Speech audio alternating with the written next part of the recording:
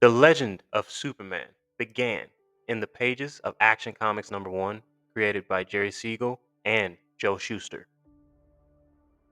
The character quickly captured public imagination, truly embodying the hero ideals of heroism, justice, and hope. It was only a matter of time before the last son of Krypton soared from the printed page to the world of film. Here's my review of the entire history of Superman on film, right before we get the new Superman movie coming out in 2025.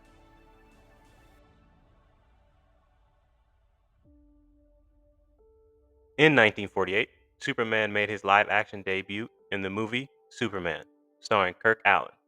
These 15 chapter serials were popular in their era, and they were shown in theaters weekly and aimed at young audiences.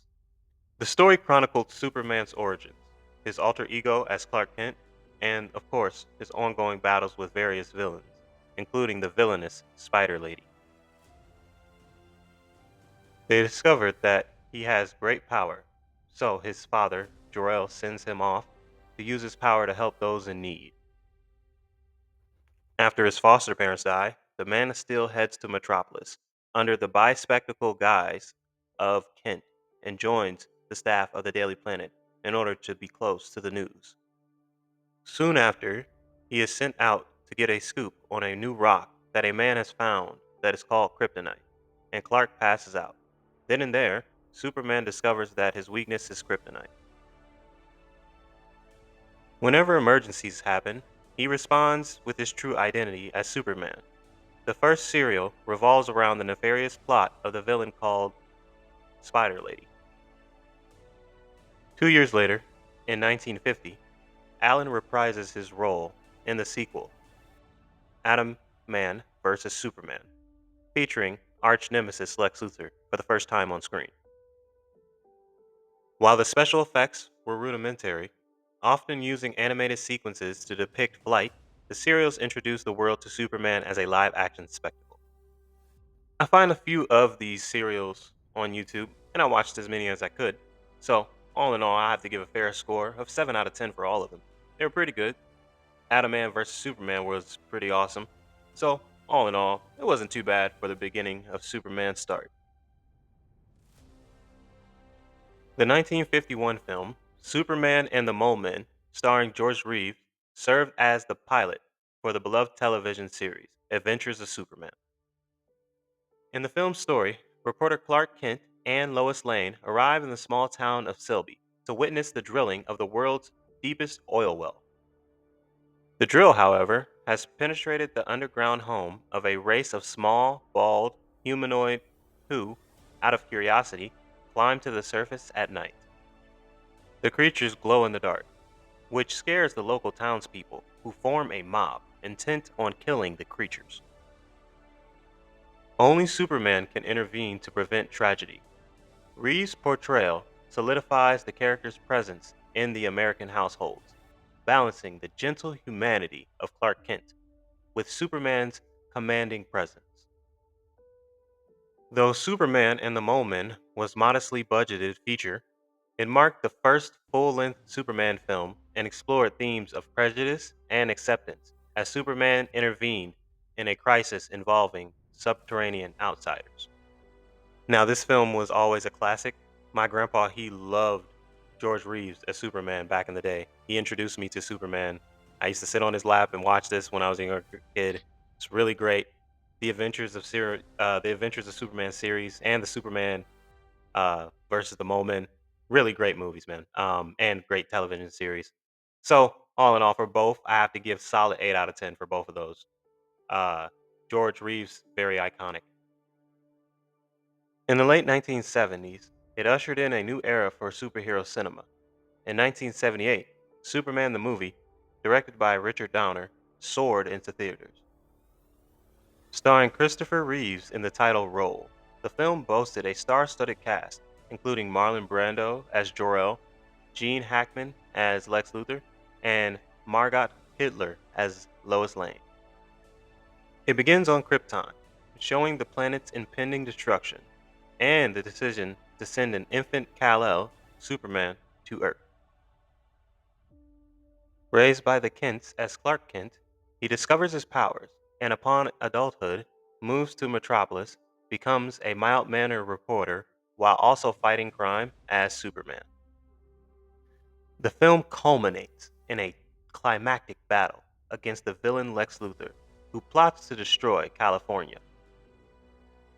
The movie redefined what a superhero film could be. It combined the elements of action, romance, and groundbreaking spectacle with special effects. John Williams' iconic score became synonymous with the character, and the tagline, "You'll believe a man can fly," signaled the film's technical ambitions. Now, this is where I honestly fell in love with the character of Superman. Christopher Reeves is legendary, of course, and RIP to him. Rest in peace, Christopher Reeves, always. Um, yeah, Superman the movie. This was damn near perfect for me. My grandpa, again, he really loved Superman. It was one of his favorite characters in fiction. He wasn't a real comic book fan or anything like that, but he remembered his brother was, and growing up, he really only attached himself to Superman, and this was one of his favorite movies of all time. So, that said, you got to give Superman the movie, the original, a perfect 10 out of 10, flawless movie. Superman using his power to spin the world back to get Lois out of the crevice. Still classic cinema BS, but really great movie. Perfectly casted, perfectly acted, um, perfect resolution, amazing plot, great dialogue, heartfelt characters, all the good stuff. You really can't say anything too bad about the first Superman movie in 1978. It's legendary. Superman the movie was a massive critical and commercial success, leading to the direct sequel, Superman 2, in 1980, which further developed Superman's relationship with Lois Lane and saw the hero face formidable Kryptonian villains, General Zod, Ursa, and Non. In Superman 2, the three Kryptonian criminals are freed from the Phantom Zone and seeks to conquer Earth. Meanwhile, Superman grapples with his feelings for Lois Lane and considers sacrificing his power to be with her. He reveals his identity to Lois Lane and renounces his powers, but the Kryptonian villain, Arrival, forces him to reclaim his abilities and to defend the Earth. After a confrontation, Superman defeats the villains, restores his powers, and ultimately resets time to prevent the events from ever happening, including the release of the Kryptonians. The sequel production was fraught with behind-the-scenes changes, most notably the replacement of Richard Donner, with Richard Lester as director. Despite this, Superman 2 remains a fan favorite. And for Superman 2, God, that ending was so erroneous. That's the only real word I could think of, man. All in all, I have to give a 7.5 out of 10 for it. It's just that ending and some pacing problems in the beginning, but still a legendary film by Christopher Reeves. In Superman 3 in 1983, a computer programmer named Gus Gorman, hired by the wealthy Rob Webster, attempts to manipulate the weather using a weather satellite. When Superman thwarts their plans, Webster tasks Gorman with finding kryptonite to incapacitate Superman. Gorman's substitution of tar for the crucial element in the synthetic kryptonite causes Superman to develop a split personality, turning him evil and eventually creating a dark, separate version of himself. Yeah, so Superman 3 was easily the worst of the trio. The comedic tone was the thing that really took the film on a downturn. Still a good performance by Christopher Reeves overall. The plot in the new director's hands kind of got fumbled. So, all in all, for Superman 3, gotta give it a 6 out of 10. Not great, not too bad, a little bit better than mid, but still a decent movie. In Superman 4, The Quest for Peace, in 1987, it saw Reeves return both as the star and story co writer, addressing the topical nuclear arms race but suffering from budgetary constraints and poor reception. Superman, alarmed by the escalating threat of nuclear war, vows to rid the world of all nuclear weapons by collecting them and hurling them into the sun. Meanwhile, Lex Luthor uses a strand of Superman's hair to create a solar powered villain called Nuclear Man, who possesses a deadly challenge for the Man of Steel. As Nuclear Man wreaks havoc and targets Lady Warfield, Superman battles illness and loss before cleverly using a solar eclipse to neutralize his foes. Ultimately, Superman reaffirms that true peace must come from humanity's collective will, and he returns Lex Luthor to prison while giving Lenny a chance at redemption.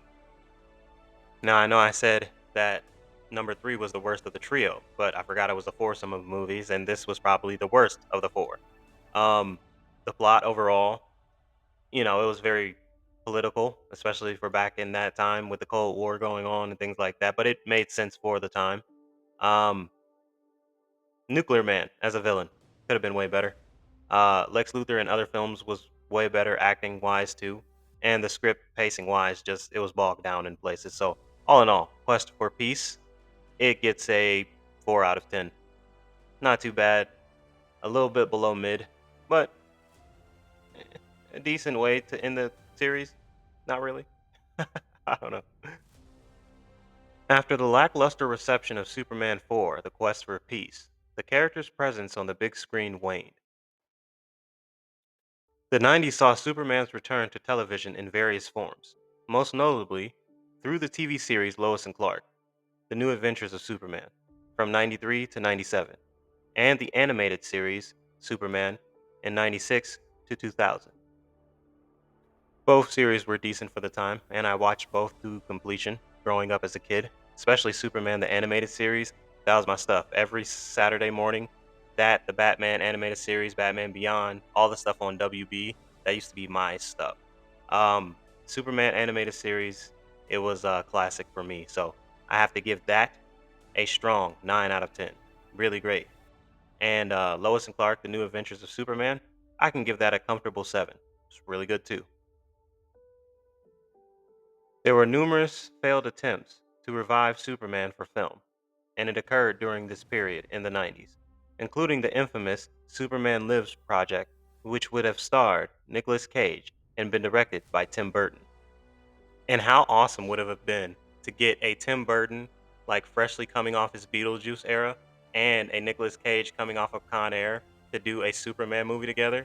Like, come on, the real ones know. Like the 90s Nicolas Cage, he was pretty awesome. So it would have been pretty cool to see a long haired Superman. That would have been badass. Now, we did get that in The Flash, but that was some horrible CGI. But we're not going to talk about that or remember that. uh, who remembers The Flash? That was garbage. Oh my God, easily the worst thing DC has ever done. But yeah, it would have been cool to see Tim Burton and Nicolas Cage on a movie. One of the cinemaphiles out there really would have loved that and meshed with that. After a long wait, The Man of Steel returned to cinemas finally in Superman Returns in 2006, directed by Bryan Singer. The film paid homage to Christopher Reeve's era, acting as a spiritual successor to the first two movies, while introducing Brandon Routh as Superman. While Lex Luthor, John Peters, plots to destroy him once and for all, the Man of Steel, played by Brandon Routh, returns after a long absence to a much changed world. Lois Lane, Kate Bosworth, has moved on with her life, and society has learned to survive without Superman. Superman must find a way to reconnect with her and find his place in a world that no longer needs him. The film presented a more introspective Superman, grappling with the questions of legacy and belonging. While praised for its emotional depth and visual grandeur, Superman Returns struggled to ignite a new series, and no direct sequels followed. Thinking back to the 2006 movie, Brandon Routh, he was a pretty solid Superman. I really liked him in the titular role and the way he looked like Christopher Reeves after a little bit of, you know, time passing. It was pretty well done. The set pieces were amazing. The one scene where the bullet shoots Superman in the eye is still iconic for me. There was a lot of great shots. Lex Luthor, who was pretty pretty well done as a character in this film, but his plot was kind of convoluted, making it an entire continent of kryptonite was insane. But it was interesting. So all in all, I do have to give Superman Returns a solid 7 out of 10. Really wish we could have gotten another series or another sequel to this movie. Um, but Brandon Ralph was really good. In 2013, Zack Snyder's Man of Steel reintroduced Superman to a new era and audience. Man of Steel tells the origin story of Superman, focusing on his journey from being an alien child, Kal-El, on the dying planet of Krypton, to his arrival on Earth and eventual embrace of his destiny as a protector. Krypton's destruction leads Jor-El to send his infant son to Earth, where he is adopted by the Kents and named Clarke. As he grows, Clarke grapples with his extraordinary abilities and the mysteries of his origin, eventually learning the truth from his Kryptonian father's hologram. General Zod, a Kryptonian seeking to rebuild Krypton on Earth, arrives with his followers, forcing Clarke to confront his heritage and choose between saving humanity or siding with his own people. Michael Shannon's portrayal of Zod provided a formidable adversary, and the film's spectacular action sequences redefined superhero battles for a new generation. Now, Man of Steel might be one of my favorite Superman movies. And again, this is just personal preference, but up there with Superman 1 and 2 in the Reeves era, this is probably my favorite Superman movie. I really love the introspective look at Clark's character and how he had to adjust to the Earth's atmosphere. We've never really gotten that side of Superman. We've always just seen him just getting his powers and flourishing. I love that he had to struggle with his powers and struggle to know himself. I like how Zack Snyder and Christopher Nolan, who is an executive producer and I think a co-writer, maybe. Don't quote me on that, but I like the way they wrote Clark and how he had to struggle internally and externally. They had a really good character building blocks for him. Um, the thing that really detracted from the story was the way Jonathan Kent died. Yes, that was one of the worst deaths in cinema. It's like Superman is quicker than a blink of an eye. He can save his father. That was really stupid.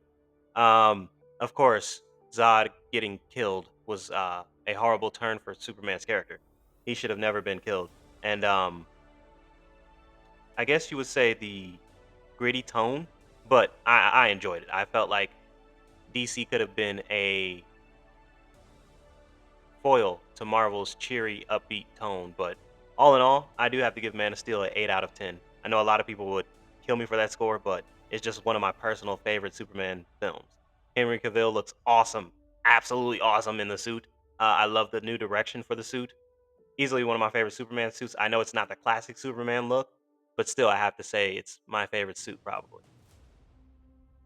Man of Steel launched the DC Extended Universe, the DCEU, positioning Superman at the center of the shared cinematic world. Henry Cavill reprised his role in Batman vs. Superman Dawn of Justice in 2016. In Batman v Superman Dawn of Justice, Lex Luthor manipulates Batman into confronting Superman, fueled by public fear and distrust after the events of Man of Steel. Luthor's machinations, including framing Superman for the acts of violence and manipulating kryptonite, lead to a clash between the two superheroes. Ultimately, the two heroes realize that Luthor is the true threat and team up with Wonder Woman to stop him, culminating in a battle against Doomsday, Zod's corpse used as a reanimated monster. The Man of Steel confronted both Batman and essential threat of Doomsday, leading to Superman's heroic sacrifice. Now, this film, it was absolutely great for me. I really enjoyed it, but there were so many things that could have been done to make this film 100 times better. First, get rid of Jesse Eisenberg as Lex Luthor, or make his performance more demure and subdued. It was too frantic and over the top. He would have been great Joker. I would have loved him as Joker, possibly even the Riddler, one of those two. But yeah, he just did not fit Lex Luthor as the imposing figure that I had in my mind. Imagine The Rock standing next to Henry Cavill and Ben Affleck. Dog, come on, that would be freaking amazing. That would have been amazing. Imagine him rocking in that green and purple suit that Lex Luthor has, dude. And instead of Doomsday going up against Superman, Batman, and Wonder Woman, what if it was Lex in a kryptonite suit? That would have been a great ending. Oh man. Um, and streamline the plot. Let Lex get the kryptonite easier, and also Batman get it in his hands quicker, so more of the movie happens. A lot of setup in the first half, the plot and pacing in the beginning, really off kilter. I don't know if Zack Snyder wrote the film, but yeah, it was very off kilter. But all in all, it was a solid 6.5 out of 10. Again, with those amendments that I had just said, it could have been a way better movie. The extended cut, I'll give a solid 7 out of 10. It rounded out the story, especially in the beginning, and it also gave the characters a little bit more time to breathe. I thought the Flash and the other characters shouldn't even been introduced in this movie, but I'll come back to that in a second. The following year, Justice League 2017 saw Superman's resurrection and return to unite with the other heroes. We don't talk about Justice League 2017 in this house. It is outlawed and forbidden. Never talk about it. I don't care. It's ridiculous. The Weedon cut. Horrible. 0 out of 10. Garbage movie. Moving on. After years of pressure on Warner Brothers and DC, Zack Snyder's director's cut, or better known as Zack Snyder's Justice League, got released in 2021 amidst the turmoil of the pandemic. It further developed Superman's arc within the DCEU, and it added depth and new visual featured flourishes. The core plot of Zack Snyder's Justice League revolves around Bruce Wayne and Diana Prince recruiting a team of metahumans to defend the Earth against an impending threat. This threat is presented in the form of Steppenwolf, an alien warlord who has come to Earth seeking three ancient powerful devices known as the Mother Boxes. These three Mother Boxes, when united, possesses the ability to terraform planets and prepare them for invasion by Darkseid, the tyrannical ruler of Apocalypse. Following the death of Superman, Bruce and Diana realize they need to unite a united front and begin gathering individuals with extraordinary abilities. Their initial attempts to recruit Aquaman are met with resistance, but they find success with the enthusiastic Barry Allen, the Flash. Cyborg initially struggles with his powers, and he's motivated to join after his father and other scientists are abducted by parademons, Steppenwolf's minions. Aquaman eventually joins the team after Steppenwolf attacks Atlantis and steals their Mother Box. The Justice League, consisting of Batman, Wonder Woman, Aquaman, Cyborg, and the Flash, finally come together to face Steppenwolf and his forces. The film culminates in a battle to prevent Steppenwolf from uniting the Mother Boxes and opening a portal for Darkseid's arrival. The Justice League, after facing individual struggles and coming together as a cohesive unit, defeats Steppenwolf. The film also introduces foreshadowing for future events, including Lex Luthor's escape and reveal of Batman's identity to Deathstroke, a nightmare sequence depicting a potential dark future where Superman is corrupted, and that was absolutely awesome with Jared Leto in his performance as the Joker. Really cool. And the appearance of Martian Manhunter, which looked awesome on screen. Would have loved to see this continue. Now, out of all these films in the DCU, this is probably my favorite one, and it's one of my favorite films of all time, period. It was just absolutely epic seeing all the original Justice League members coming together almost. We needed Martian Manhunter, but still, it was cool to see all that coming together. The only thing I really had a problem with this film is the pacing. Everything else was damn near flawless. Perfectly shot, cinematics great, action's amazing, characters, beats were awesome. Flash and Cyborg should have got their own movies before this. And I always talk about how I would have set up the DCU.